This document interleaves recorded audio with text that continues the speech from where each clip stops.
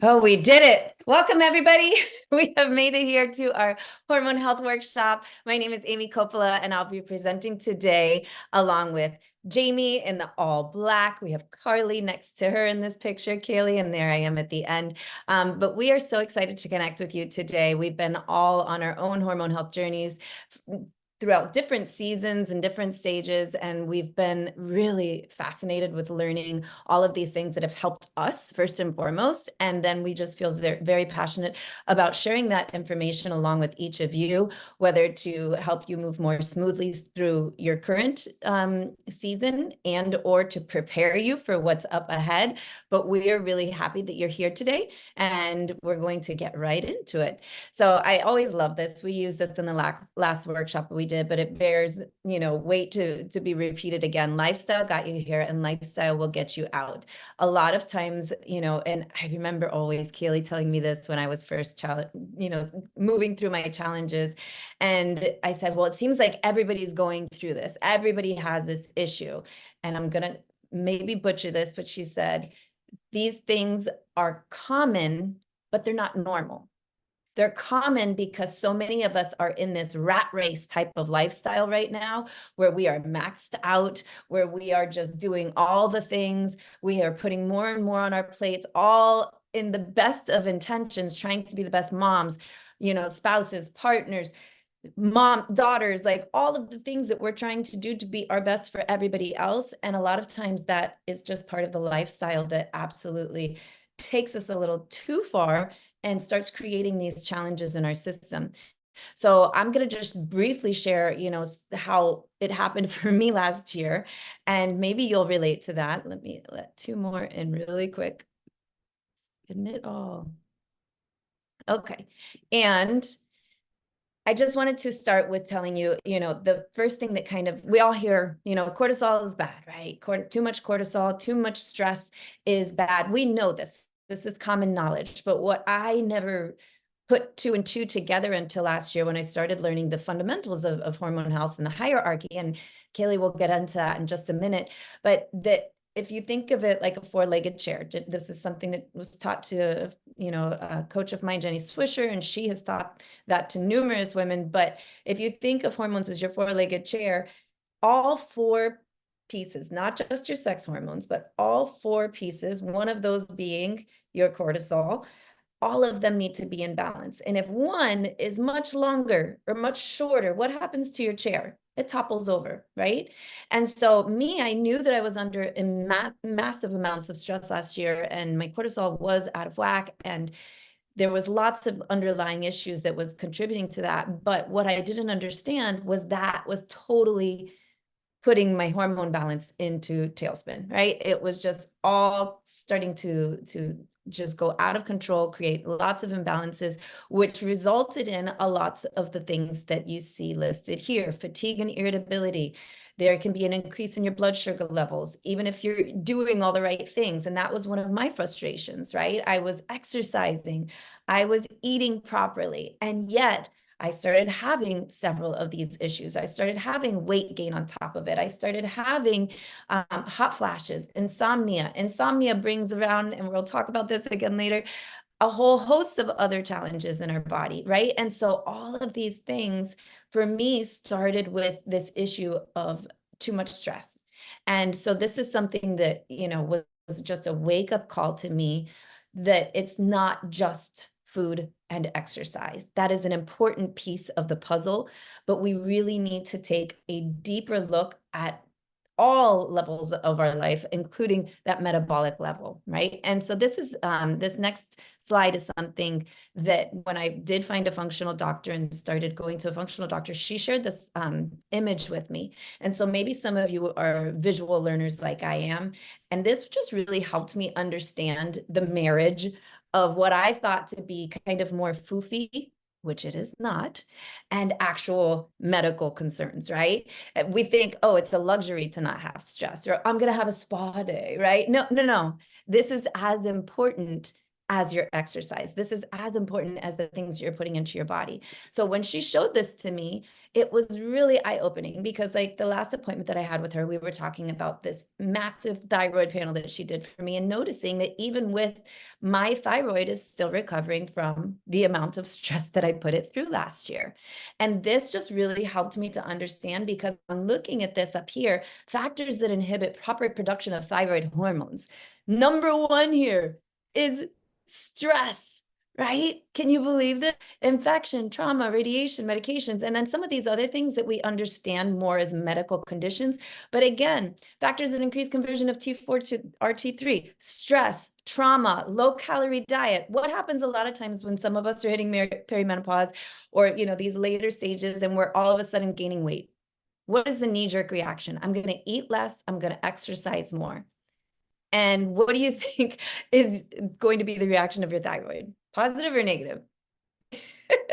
More than likely negative. You're going to wind up with possibly more challenges than you started with, and you're not necessarily solving that initial symptom that you saw come up. So this was just really, really eye-opening to me to understand. And yesterday, I just talked about this on my stories, because I just really love my pediatrician, number one.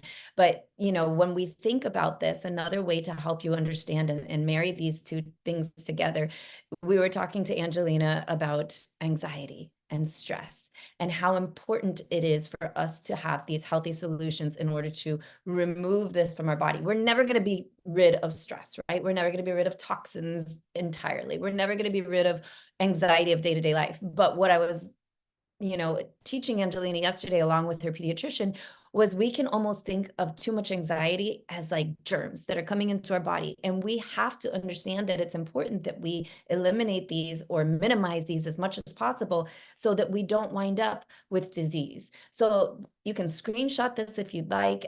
These are some really simple tips to regulate your cortisol. And these are as simple as they are things that I began doing last year that have created an incredible difference in insomnia and hot flashes and all the symptoms of hormonal imbalance that I was experiencing. And again, they may be different for you, but we can, do these things in a very simplistic everyday shift in our lifestyle, including starting with a savory glucose-friendly breakfast. So instead of that bagel, instead of that, sweet breakfast where we're just throwing a bunch of things that are going to spike our blood sugar first thing in the morning, we're going to look at having healthy fats, protein, fiber, things that are really going to nourish our body. And I just want you to start thinking about, how can I nourish my body? Daily walking outdoors, postponing caffeine. That was a big one for me. Instead of starting the morning with caffeine and a high intensity workout, I now start the day with that savory breakfast, maybe some breath work that's coming up there on the right, and definitely high quality mineral supplementation. And then we get into the workouts. And if you'd like to enjoy some clean coffee or a little bit of, something to help you with your workout, that's fine. But later, nighttime routine for optimal rest. And we'll get to talk about that a little bit more. But utilizing these and creating habit stacking routines is going to be such a game changer. So we're starting here, and let's dig into a little bit more with Kaylee. Okay, so that was awesome, Amy. And I'm going to build on what Amy shared with us. And I don't know if you guys can see me, but hopefully you guys can see my screen. So the four-legged chair is a great analogy. And what I like to explain to women when I'm educating on hormone health, for those of you guys that don't know me, I'm a certified holistic health coach. I'm an international practitioner of holistic medicine. I have over 16 years of experience. I'll be 47 this weekend. I am well into perimenopause, so I speak from studying and expertise, but also from personal experience. And one of the most powerful things that I learned on my own journey was that when we think about hormones, most of us just think like estrogen, progesterone, testosterone. We think PMS and our periods, and we think pregnancy, and we think menopause. But the thing is that hormones are chemical signalers in our body that are impacting every aspect of our life, our metabolism, our growth, our sleep, our energy, our weight, all of these things. And they operate on somewhat of a hierarchy. And the ironic thing is, the ones that we think of most, our sex hormones, are actually sort of at the bottom of the hierarchy. So at the top, we have oxytocin, which is our happiness hormone. Then we have cortisol, which is our stress hormone, which Amy just communicated to us very eloquently about how that can impact all of the other hormones in our body. Then we have insulin, which is associated with blood sugar. I'm going to dive into that a little bit more in a moment. And then we have estrogen, progesterone, and testosterone. If we are not regulating and paying attention to the hormones at the top of the hierarchy, we cannot hope to have regulated sex hormones, the ones that we maybe drove you to come to this workshop today. So you have to think about it like this. Oxytocin, it's our joy hormone. Most of us are not purposely and intentionally scheduling joy into our day. Now, to get a boost of oxytocin helps to keep cortisol in check. So if you aren't doing anything in the day that brings you joy and boosts your oxytocin, you've got nothing to help keep your stress and cortisol hormone in check. Things like laughing, smiling, movement, time in nature. They're really simple things. Like you can boost your oxytocin by like calling a friend that makes you laugh. When I was going through my divorce, I tell people this story all the time. I used to watch stand-up comics at night before bed to literally give myself an oxytocin boost because the rest of my day was very stressful. So that's simple. Amy talked about ways to regulate your cortisol. So I'm not going to jump into that, but I am going to move to the next slide because I really want to talk about blood sugar and insulin. So a lot of people say to me when I try to bring up insulin sensitivity to them, I've had my A1C checked, or I'm not pre-diabetic, I'm not diabetic. That's great. But unfortunately, that is not enough often for us as women, especially as we're aging. So something we need to understand is that as we age, really over the age of 35, it's actually happening from the time we get our periods until our, eternity for us as women. But really over the age of 35 is when it starts to speed up. Our hormones are slowly beginning to decline. So we are making less estrogen, we are making less progesterone, we are making less testosterone. As estrogen declines, we become more sensitive to insulin. Guess what else makes us more sensitive to insulin? High cortisol, like Amy shared a minute ago. So this is why your blood sugar really matters. If you are struggling with sudden belly weight, like I've had people message me, I've got dimpling in my stomach that I've never had before. I'm carrying all this weight in my abs. I've changed nothing about my exercise. I've changed nothing about my diet, but your estrogen has declined and you've become more insulin sensitive. So expanding hips and midsection, you're gaining weight despite a healthy diet and exercise. You struggle with midday or all day fatigue. You frequently have cravings for different types of foods. These are all signs that your blood sugar might be dysregulated.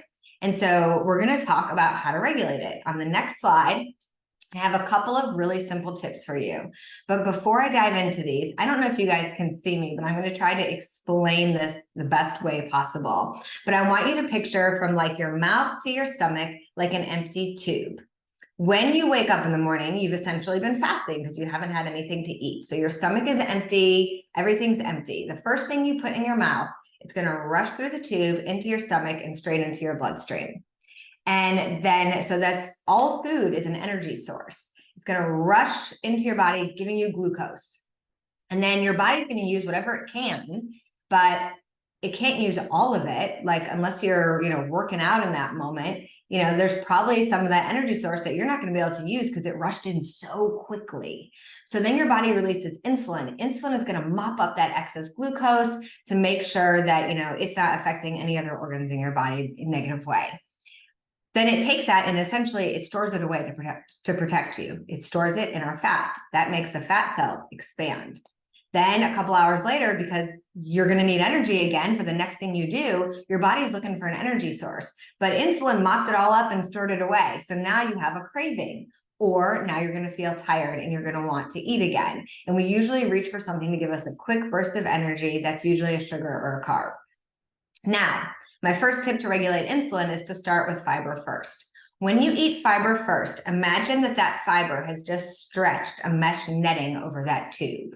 So now whatever you eat afterwards, it's got to drip through slowly. That means it's going to drip your energy source, your glucose, into your bloodstream, and it's going to give you more steady, sustained energy instead of spiking your blood sugar. This means less fatigue, less cravings, more stabilized blood sugar, healthier weight, healthier energy, healthier hormones, healthier you. So it's fiber first. Protein and healthy fats come second. They don't spike your blood sugar as much as a carb or sugar does, but they can a little bit. So they want to come after the fiber. They're also going to work with that fiber to really help keep you satiated, which is very important. That means keep you feeling full and satisfied. And we need that protein and that healthy fat for our muscles and for our nervous system. Then healthy carbs come last, and we do not eliminate them, ladies. Carbs are an energy source. They also can have fiber in them. They're very healthy and we need them. Eliminating entire food groups like carbs is going to set you up for failure. It's going to set you up to feel drained. So healthy carbs last. If you have a sweet tooth, if you like a dessert, have that at the end of your meal instead of waiting 2 hours until your stomach has emptied. And then you're basically spiking your blood sugar because you're dropping that sugary sweet treat in, and it's going to rush into your bloodstream like we talked about at the beginning. Another quick and easy hack is within 60 minutes of eating, if you do 10 minutes of exercise, even just walking, that will help to minimize that glucose spike, that blood sugar spike from your meal. So changing the order that you eat your foods has so much power for healthy blood sugar levels. And this can be an absolute game changer in stabilizing your insulin, which will help with declining estrogen levels, and it will help with healthier hormones. Now, one more quick thing that I want to point out when it comes to this hormone hierarchy on the next slide. As I said, we have estrogen declining. We also have testosterone declining. So that leads to decreasing muscle mass. As that muscle mass decreases, our muscle mass helps determine our metabolism. So that means we're probably not burning as many calories because we're losing muscle as our hormones are declining. So we need to protect our existing muscles. That's a priority. That's why we want to make sure we're eating protein with every meal. We need to create new muscle, which requires resistance training or weightlifting. But we need those workouts to cycle with our cycles. So I just want to point out and break down in the simplest format I can. There are 4 phases in your cycle, but we're just going to divide it right in half. We're going to say the first 2 weeks-ish, that's your high energy, lift really heavy. You can do lots of reps. If you like to add in those little bits of low impact hit, some cardio, that's when you can do it. That's also when you're the most energetic, the most confident, the most social. That's when you want to, load up your schedule with all the fun stuff, the volunteer activities at your kids' schools, date night, all that good stuff. The second half of your cycle, that's when your energy starts to decline. Don't work against yourself. That is when you want to slow down. Maybe lift a little lighter, maybe have an extra rest day that week. Take walks instead of intense cardio. Don't put so much on your schedule. Give yourself the time to recover, work with your body's energy. When you start to do that, you will help to reduce your cortisol. You will help to support your overall results, and it will be an absolute game changer for your hormone health. Okay, I think that this is Jamie's slide. Am I correct? I thought it was yours, but I will talk about it. I can go into it, but I thought it was part of the routine, so I didn't want to step on toes. No, I think we just had them out of order, but actually, Amy, will you go ahead to the hydration, then I'll have you come back to this? All right, so I am like Kaylee, I am studying to be a holistic nutritionist. I'm in the middle of it. I am going to talk to you guys about hydration and gut health because that is the reason that I am on the career path that I am now. I've struggled with gut issues for years and years. I've tried pretty much every pre and probiotic out there. I started working with a functional medicine doctor, and every single blood work panel came back that I was dehydrated. I had leaky gut, lots of things that made life not very pleasant. If I ate something, I immediately got bloated, and I could not figure out what the problem was. I tried food elimination plans, chugged water all day. And as I was going through one of the earlier sections of my class, we started talking about hydration and the importance of electrolytes for our kidneys and how it can literally disrupt our hormones if we are not going to the bathroom enough. So as I started trying out our hydrate detox, which I'm going to talk about in a minute, I started learning the importance of Soleil and the science behind it. So basically, when we wake up in the morning, we have been fasted for 8 hours. When we just drink straight water, it can pass right past our kidney like a stone. But when we add that healthy sodium, those healthy electrolytes, it acts like a sponge which soaks it up and disperses it to our organs. And our kidney and our liver, they do not get enough attention, I do not believe. We need these electrolytes for them to help our body and all the other systems function correctly. So now, when we're adding in that true hydration, then we're going to start to be regular. Because what happens when we are not regular, which this is an odd thing to say, but when I was reading in class, it said if you are not going, number 2, within 20 minutes of waking up, you are not regular. If you're going even just once a day, you are not regular. But we, as Americans, we go, oh, I go once a day at some point in the day. That's good, right? Well, it's actually not. So our estrogen is excreted through our feces. And when we're not going to the bathroom enough, that excess estrogen can become stored in our gut. So imagine when we're estrogen dominant, there's extra sex hormones in there, all of a sudden it can be a ripple effect through all of our systems. So something as simple as hydration, that is where we're taught to start working with clients, is hydration and gut health, because we really can't address any other issues that are going wrong in the body until we address, are you completely hydrated and is your gut healed? Do you have excess gut bacteria floating around in there, disrupting your harmonious little gut microbiome? So will you go ahead one more? So this, like I just said, the liver, it does not get enough attention. And I think Kaylee and I have started to talk about it a lot because the liver has the biggest job in the body. It has to control every single thing. So I want to talk about this real quick too. When we first add a probiotic in, and all of a sudden we're hydrating ourselves with these great electrolytes, all of a sudden, those bad gut bacteria, which have been sitting in there, they're all of a sudden unearthed. And now they're being hydrated, so they're rushing through, and the liver has to get rid of all of them.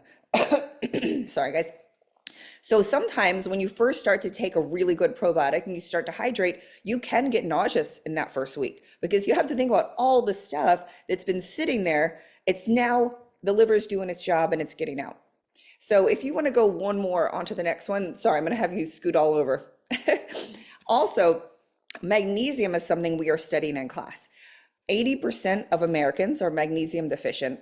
Our plants do not have the amount of nutrients that they used to have due to the way they're being grown. So even if we think we're eating all the correct foods, they are just not as nutrient dense as they used to be. And when we are deficient in magnesium, that is a cofactor for 300 different minerals, especially the B ones, all the important B vitamins that we need to get in our system. So imagine if we're lacking in magnesium, it doesn't matter how much of these other vitamins we're taking in these multivitamins because they're not being ignited by the magnesium.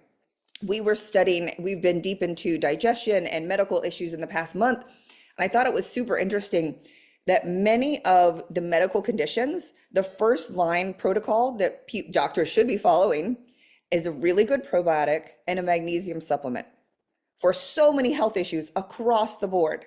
But what we do, or what we see that doctors do and what they're trained to do, is to get a medication that treats the end result instead of going back and treating what started the ripple effect through our entire bodies. With the gut health, let's get the microbiome healthy and with the right bacteria in there, the beneficial bacteria. Let's make sure our bodies are hydrated. Let's address if we are mineral deficient and if we're getting them out of vitamins that we need for our body to do what it needs to do.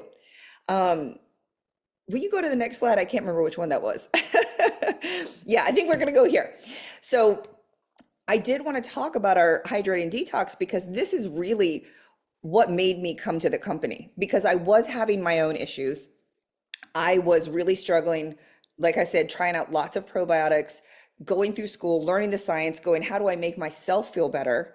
And when I started to dig into the science of this, something I realized is this is a different strain of probiotic than I had ever tried before. Lactobacillus is the one that's very common. And we were learning in class that different strains of probiotics can have different effects on our body, and their different ones are used to treat different issues. So once I started using ours, which is Bacillus subtilis, I think it is Bacillus subtilis. I started doing that with the prebiotic. I added in this hydration, like Amy was talking about. I stopped drinking my pre-workout first thing in the morning, and I started drinking this with the AM supplement. The AM supplement is the one that's going to address the liver detoxification and the gut inflammation. So everything in there is going to help our liver to do this big job once the probiotics and our hydrate and detox start unearthing all the bad gut bacteria. Now, thank God we have that AM supplement, which is going to help that liver get all that bad stuff out. So they really, really work in tandem. Also, as we were talking about going to the bathroom, magnesium, our hydrate detox has magnesium citrate. So when you're looking at magnesiums, if you guys have one in your cabinet, you know, that you bought somewhere, I definitely want you guys to check the type of magnesium it is, because as I learned that, I checked mine and it was a very cheap form of magnesium. I think it was like carbonate or something. And so I saw, okay, citrate, as I learned, this is the one that's going to help relax the muscles and it helps you to go to the bathroom. It also, like I said, is a cofactor with all those other minerals. We have our glycinate, magnesium glycinate is our PM supplement. That is to help with restless leg syndrome and all of those glucose spikes that Kaylee talked about. That's going to help level off our glucose spikes that we have throughout the night, because the more glucose spikes you have during the day, the worse you're going to sleep at night. So if we have something that maybe is going to help those level off, not wake us up all night, then we're getting that quality sleep that we need. It also has your potassium, it has your healthy electrolytes. So right there, all those four supplements, I'm gonna talk about the fourth in a second. We have our AM supplement that I drink with the Hydrate Detox. That's gonna help our gut health, our hydration, and our liver. Now we also have the collagen peptides. And what's amazing about this is because it's types 1, 2, and 3, now we're also aiding in the repair of our digestive system, repair of, any internal organ that maybe has some not tight junctions, like that's allowing, basically making it more permeable for the bad stuff to come in. So that's going to help our inside as well as our outside. And then again, like the fourth one I just talked about, now we also have our magnesium glycinate, glycinate for at night to help with our blood sugar regulation. And I think, do I have any more slides? Sorry, we were all out of order, guys.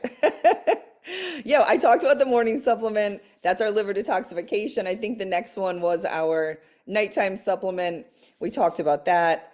I think we covered. So most important thing I want you guys to remember is that you have to repair your gut, and that can take from 4 to 12 weeks, but you have to address gut issues, hydration, and mineral deficiencies. If you're struggling with weight loss, if you're struggling with fatigue and all those other things, we have to look at all these pillars and kind of put all of them together and say, okay, now I can, focus on the rest. But let's first focus on maximum energy and me getting back to who I'm supposed to be and how I'm supposed to feel.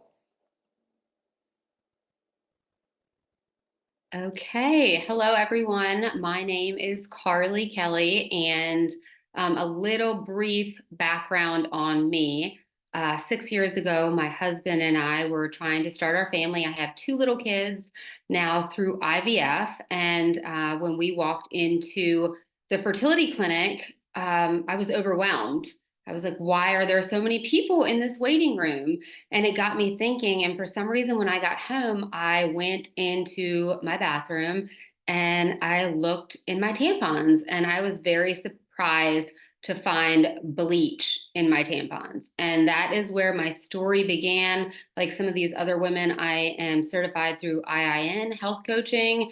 And I really have been focusing on this stuff for 6 years when it comes to myself and also my family, because one thing that I think it's easy to look over is how this and our hormones, our sleep, everything that these women talked about impact generations to come. I just read something today. I think there's 280 something chemicals in the umbilical cord for a child. So I'm so glad that we're talking about this. I'm so glad that we're able to come together and educate on this, because it was something that I truly had to learn on my own from being overwhelmed in the fertility clinic. So I'm going to wrap this up by talking about how endocrine disrupting chemicals affect our overall hormone health and our sleep.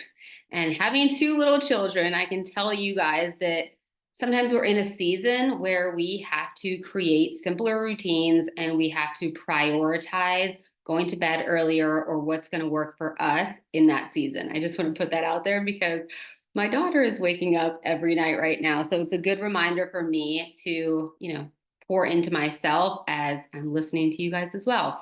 So this is just for screenshot purposes. I'm a very visual learner, and this is the overall function of your endocrine system.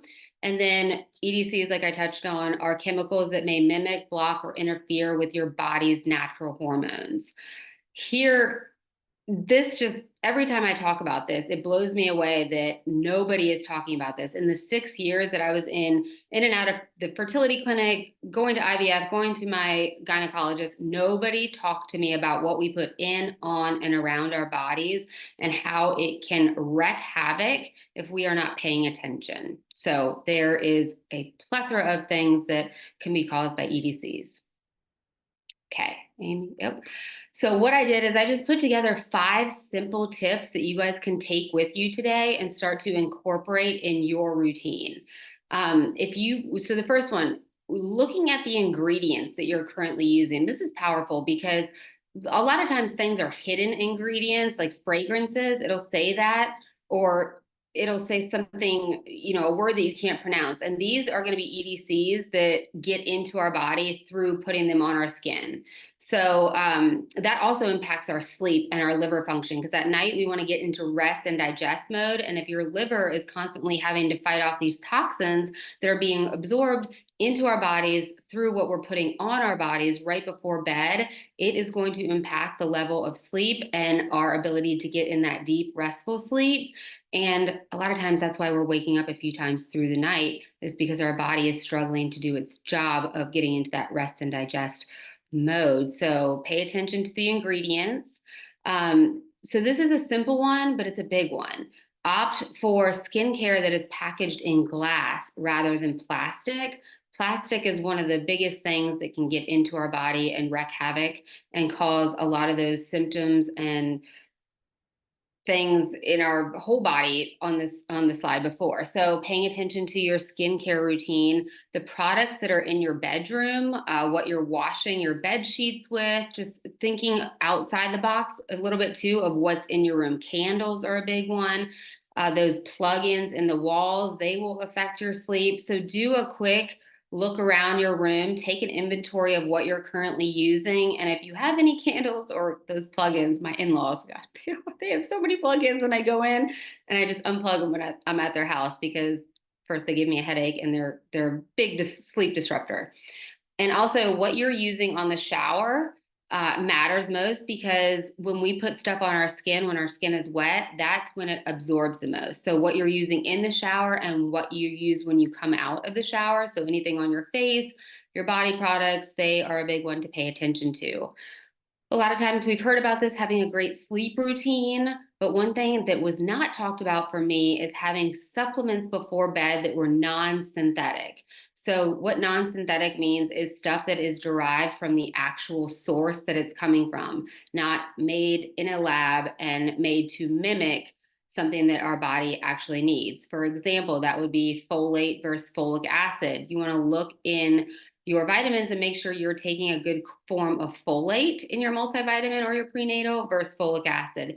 These things will hurt our body's natural ability to produce the folate and have that actual source in there. So that's a big one to pay attention to, is synthetic supplements. So think about going to CVS and buying their brand of stuff. That's just going to get your body to work harder to eliminate those things, or it's just going to pass right through your body and come out in your pee. So pay attention to the products and supplements that you're using before bed.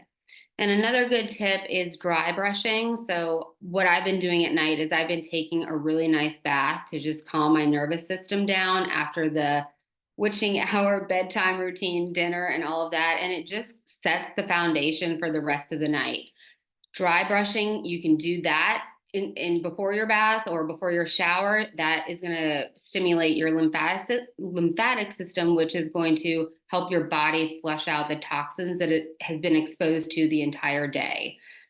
There's no getting around certain toxins that we're exposed to. They're in the air, they're in things we use, they're in the environment, but doing our best that we can by eliminating things one by one or making simple swaps is going to be a game changer for how you feel, how your kids feel, and it's just really impactful for a deep night's rest, which is so important, as these ladies touched on, for our overall well-being. And I can totally tell the nights that I do not sleep well, how it affects my mood, my anxiety, my brain, the way I function, the way I show up in the world. And so really taking care of yourself too, if you're in a season like me where, sleep can be hit or miss. So incorporate some of these things in your routine. So that way, when you are getting good sleep and you are laying your head down to rest, you're going quickly into that rest and digest phase of sleep. And I think I have one more to touch on. Perfect. Yes. Okay. This is one of my favorite little packages that we have put together on how to glow to sleep. Like I said before, what you put on your face matters before bedtime. Our nighttime serum is infused with blue tansy, which is amazing, smells great, and really helps me. I love putting it on at night. It feels like a mini facial right before I go to bed. And Jamie touched on our nighttime supplement, and it's so good to add before bed. I love taking them. I actually give my son them. And I love how all of this stuff is safe for kids as well, because it's very important that we, like I said, make sure our generations to come are following in our footsteps as well. So it comes with a certified organic mask this month too. And that's all I got. I tried to wrap it up really quick.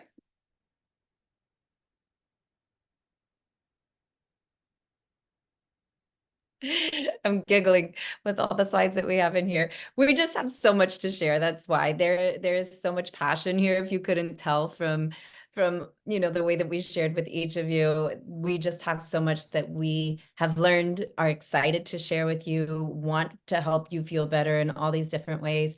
So we wanted to again thank you for being on. Check your emails, and in your emails you should have something from whoever invited you to the call with a link if you would like to purchase any of the products that were discussed today from Hue and Grace. There's also, of course, even more in there. One of them, for example, is our home cleaning line. I have a little picture of it here. It comes in this beautiful glass amber bottle with a cleaning concentrate. So once you get the bottles, you just order the cleaning concentrate and add your own water to that whenever you need to refill. But we're actually going to be doing a little raffle, a live raffle. Everybody loves a raffle. Get excited with our home cleaning products for you for being on live today. And if you're catching the replay, I am so sorry, but you can still take a look at this product on the website. Whoever sent you the recording of this call, make sure you check back with them in order to get their link. And everyone, whether you're live or watching the recording, can use the code in the checkout HELLO10, and that will give you an additional $10 off your first order. And what we're going to do is we're going to stop sharing screen in just a second. We'd love to take any questions that you might have. We'll review the chat in a second. So if you put something there, we will get to it, and or you're welcome to unmute. That's fine as well. But for those of you who are interested in purchasing something, go ahead right now while we're chatting and go grab your product, stick your order confirmation number in the chat, and your entries will go from 5 to 10 in the raffle. So that way we can just incentivize you a little bit for taking action while we're here doing the question and answer. I am going to go ahead and stop the recording at this point, so that way you can have some privacy in the question and answer, and also we can keep the recording short. So let me just do that real quick.